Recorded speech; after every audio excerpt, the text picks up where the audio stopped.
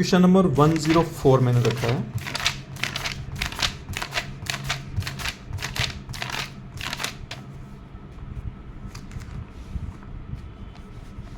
Okay, ये full form वाला question था। इस टाइप के क्वेश्चंस होते हैं ना, वो मैं बोलूँगा कभी भी आपको उनको देख के घबराना नहीं है और इस टाइप के क्वेश्चंस को कभी भी छोड़ना नहीं है। ये फ्री के मार्क्स होते हैं जो आपकी कट ऑफ क्लियर करवा सकते हैं।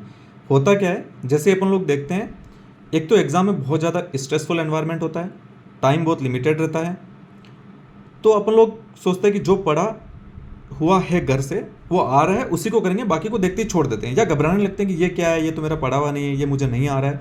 बट ऐसा नहीं है, आपको एटलीस्ट ये ट्राई करना है कि थोड़ा बहुत भी कॉन्फिडेंस आ रहा है ना कि ऑप्शन देके मैं कर सकता हूँ, तो थोड़ा काम माइंड के साथ में उसको पढ़ना है। बनता है वेल एंड गुड, नहीं बनता है ज़बरदस्ती तुक्का नहीं मारना है, बट कुछ लॉजिक से बन पाता है तो ज़रूर आप उस पर टाइम दे सकते हैं। अब अपन लोग देखते हैं, इसमें इसकी फुल फॉर्म पूछी गई है, तो एक चीज़ तो समझ में आ रही है, जो भी फर्स्ट लेटर होगा वहाँ से फर्स्ट लेटर चालू होना चाहिए। सी क्रेडिट ओके हो सकता है, जी मीन्स गारंटी हो सकती है, टी ये फंड का नहीं है बट ट्रस्ट आ गया, ठीक है, हो भी सकता है, credit guarantee fund trust, because as it is word use नहीं होता है कभी कभी शॉर्ट फॉर्म में, हो सकता है फंड के लिए शॉर्ट फॉर्म नहीं बनाया, क्रेडिट गारंटी, टी का ट्रस्ट मिल गया, 4 के लिए ठीक है छोड़ सकते हैं, एम का माइक्रो मिल गया, स्मॉल मिल गया, एस का, ई का एंटरप्राइज मिल गया। ये आंसर हो सकता है, श्योर नहीं है, तो मैंने ऐसे मार्क किया कि ठीक है हो सकता है, जो प्रोबेबल होता है मैं उसको साइड में या तो ऐसे टिक करता हूँ हॉरिजॉन्टल, या मैंने ऐसे टिक किया, यहाँ पर ये मार्क था तो मैंने यहाँ टिक किया।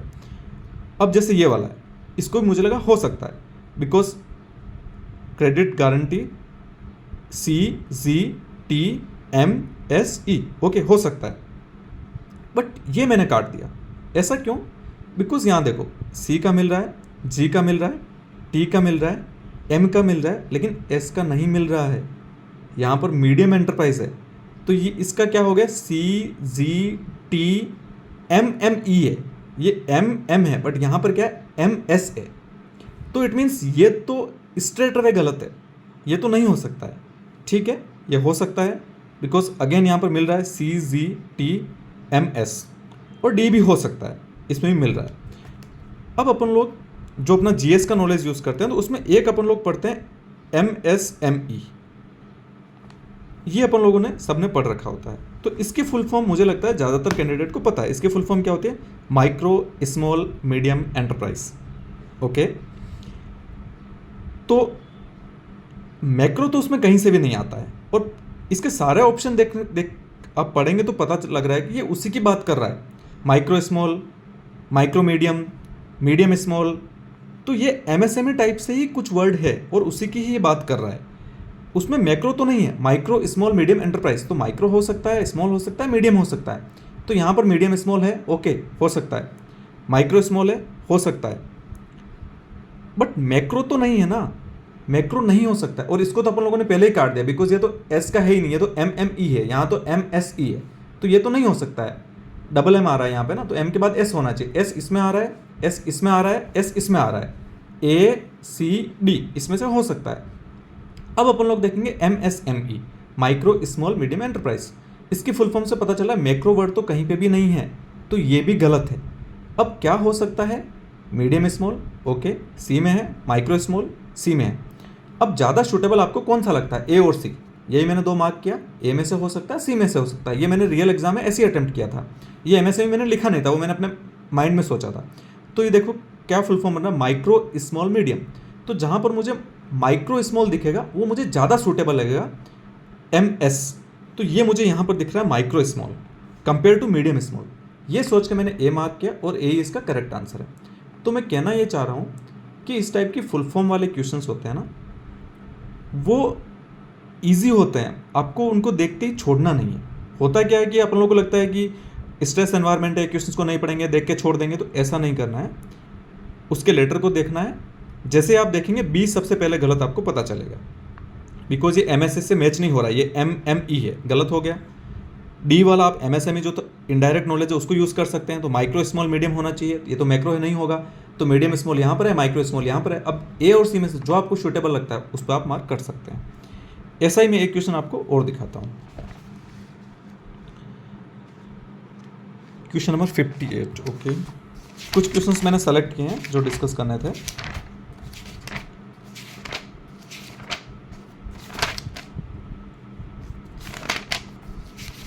अच्छा, एक क्वेश्चन मैं आपको और बताऊंगा, वो मेरा गलत हुआ था बट उसका लॉजिक क्या है वो आपको मैं बताऊंगा। Okay, question number 58। 58 भी अगेन फुल फॉर्म से रिलेटेड है। ओके,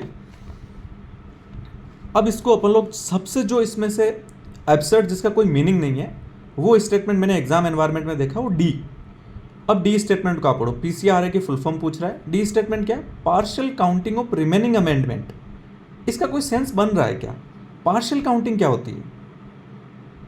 तो ये देखने से ही लग रहा है कि एग्जामिनर ने कुछ भी बना दिया है, इसका कोई सेंस ही नहीं बन रहा है, इस स्टेटमेंट का कोई मीनिंग ही नहीं है।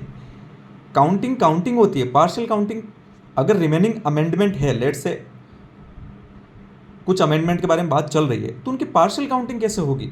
काउंटिंग तो काउंटिंग होती है ना। रिमेनिंग अमेंडमेंट लाइक 2 बचे, 3 बचे, 4 बचे, तो ये जबरदस्ती एग्जामिनर ने बना दिया है पीसीआरए के लिए, बस उसको एक ऑप्शन बनाना था, उसने कुछ भी डाल दिया है, इसका कोई सेंस ही नहीं बनता। तो सबसे पहले जैसा मैंने एग्जाम एनवायरनमेंट में काम किया मेरा ब्रेन, वही मैं आपको बता रहा हूँ। सबसे पहले मैंने डी ऑप्शन को कट किया कि ये नहीं हो सकता है, इसका कोई सेंस ही नहीं है। ओके, अब फिर मैंने ऑप्शन ए एलिमिनेट किया। ऑप्शन ए आप कैसे एलिमिनेट कर सकते हैं? जिसको हल्का सा भी इंग्लिश का बेसिक नॉलेज होगा उसको पता है कि काउंसिल और एसोसिएशन ये दोनों ना मोर और लेस सेम ही होता है इनका मीनिंग। ठीक है, आप टेक्निकल टर्म में जाएंगे तो काउंसिल का कुछ स्पेसिफिक मीनिंग होगा, एसोसिएशन का कुछ स्पेसिफिक मीनिंग होगा, बट आप देखेंगे तो काउंसिल भी like kind of A group of people को बोलते हैं, एसोसिएशन भी उसको बोलते हैं। तो ना इसका भी कोई सेंस नहीं बन रहा है, दो सिमिलर से वर्ड यूज हो रहे हैं रिसर्च के पहले और रिसर्च के बाद में, तो इसका भी कोई मीनिंग नहीं बन रहा है, public council of research association. Okay, अब फिर मैंने आपको क्या बोला था कि बी और सी ऑप्शन को आप देखो। ठीक है, अगेन अपनी वही वाले जो ट्रिक मैंने बताया था कि दो सेम ऑप्शन, यहां पर पेट्रोलियम वर्ड यूज किया या पब्लिक यूज किया, एक वर्ड उसने चेंज किया, लेकिन बाकी आप वर्ड को देखेंगे तो conservation research association, conservation research association, exact same तीनों वर्ड से दो सिमिलर स्टेटमेंट मिल गए अपने को। हालांकि मैंने ये लॉजिक यहाँ पर नहीं लगाया था, पहले मैंने जब देखा था तो सबसे पहले मैंने एब्सर्ड स्टेटमेंट को रिजेक्ट किया, ये पार्शियल काउंटिंग कोई सेंस नहीं बनाता, इसको काट दिया। ये काउंसिल और एसोसिएशन ये एक जैसे ही है तो इसका भी कोई सेंस नहीं बनता, public council of research association कोई मीनिंग नहीं है। बट यहाँ पर वो लॉजिक भी अपना काम कर रहा है कि जहाँ पर दो सिमिलर से स्टेटमेंट है, petroleum conservation research association, public conservation research association, तो आपको पता चलेगा कि बस एक वर्ड उसने चेंज किया है, पेट्रोलियम एंड पब्लिक, बाकी दोनों एज इट इज सिमिलर से स्टेटमेंट है, conservation research association, conservation research association. तो अब आपको अगर गेस करना है तो बी और सी में से करना चाहिए। इस चीज़ को अभी आप अप्रिशिएट कर पा रहे होंगे कि एग्जामिनर ने एक दोनों में से करेक्ट होगा, पेट्रोलियम को हटा के पब्लिक रख दिया होगा या पब्लिक को हटा के पेट्रोलियम कर दिया, मैनिपुलेशन कर दिया ताकि उसका ऑप्शन बन गया। और बाकी जब दो ऑप्शन उसने गलत बनाया तो आप खुद सोच के देखो कितने एब्सर्ड से उसने ऑप्शन बनाए, partial counting, public council of research association. तो देखने से पता चला कि मन से बने हुए स्टेटमेंट है और कुछ मीनिंग ही नहीं बन रहा है इन दोनों स्टेटमेंट का, तो ए वाले का और डी वाले का। अब अपन फोकस करते हैं बी और सी पे। दोनों ऑप्शन सिमिलर से भी है, रिलेटेड है, कंजर्वेशन रिसर्च एसोसिएशन दोनों में है। अब आप ये देखो कि कंजर्वेशन किससे ज़्यादा बेटर कोरिलेट हो सकता है, पेट्रोलियम से या पब्लिक से। यहाँ बोल रहा है पब्लिक कंजर्वेशन, इसका भी कोई सेंस नहीं बन रहा है। पब्लिक कंजर्वेशन, कंजर्वेशन रिसोर्सेज से रिलेटेड वर्ड में यूज़ होता है, energy conservation fine, petroleum conservation okay, कुछ resource water conservation okay, but public conservation इसका कोई सेंस नहीं है, बहुत ज़्यादा कोरिलेट नहीं हो पा रहा है ये। और पेट्रोलियम कंजर्वेशन रिसर्च एसोसिएशन इसका सेंस भी बन रहा है, बिकॉज पेट्रोलियम एक ऐसी एंटिटी है जिसको कंजर्व करने के लिए कुछ रिसर्च हो रहा होगा, उससे रिलेटेड कुछ स्टेटमेंट होगा ये। ठीक है, अगर आप इतना डीप भी नहीं सोच पाते हैं, मैं बोल रहा हूँ एटलीस्ट आपको ये तो पता चलना चाहिए कि आंसर बी और सी में से ही होगा।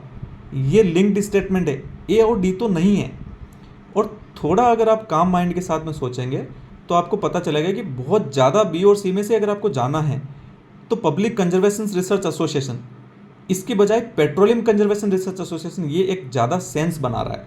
तो अगर आप रिस्क लेना ही है तो पहली बात तो बी और सी में तो आपको आना ही चाहिए कि इन दोनों में से होगा। उसमें से भी अगर आप अच्छे से ध्यान देंगे तो आपको पता चलेगा कि इसका आंसर बी है। कुछ क्वेश्चंस मैंने और सेलेक्ट किए हैं, वो मैं बाद में कभी और डिस्कस करूँगा। आज के लिए इतना वीडियो काफ़ी है। हाँ, मैं आपसे ये बोलूँगा, ये जो भी मैं आपको बता रहा हूँ इसके बाद में आपको प्रैक्टिस करना है। आप अपने से खुद से प्रैक्टिस करेंगे बीपीएससी के पीवाईक्यू में, तभी आपको कॉन्फिडेंस आएगा। एंड अगेन नॉलेज तो आपको गेन करना ही है, ओनली ट्रिक्स टेक्निक्स के बेसिस पे रिलाई नहीं कर सकते, बिकॉज नॉलेज फर्स्ट प्रायोरिटी है। नॉलेज के बाद में ये टेक्निक्स ट्रिक्स है, आप अपने स्कोर को एक्स्ट्रा बूस्ट कर सकते हैं, बट नॉलेज फर्स्ट प्रायोरिटी है। आपके बेसिक्स क्लियर होना चाहिए, स्टैटिक आप अच्छे से करो, करंट अफेयर आप देख के जाओ, जो भी बिहार का बजट सर्वे वो सब चीज़ें आप करके जाओ। उसके बाद PYQ पे जो भी मैं टेक्निक बता रहा हूँ वो आप प्रैक्टिस करो एंड खुद से करके देखो, ताकि आपका कॉन्फिडेंस है। डेफिनेटली इससे आपका फ़ायदा होगा रियल एग्जाम में, बट वो आपको खुद प्रैक्टिस करके देखना है इस टाइप के 5-7 क्वेश्चंस पे, तभी आपको कॉन्फिडेंस आएगा। वीडियो देखने के लिए थैंक यू।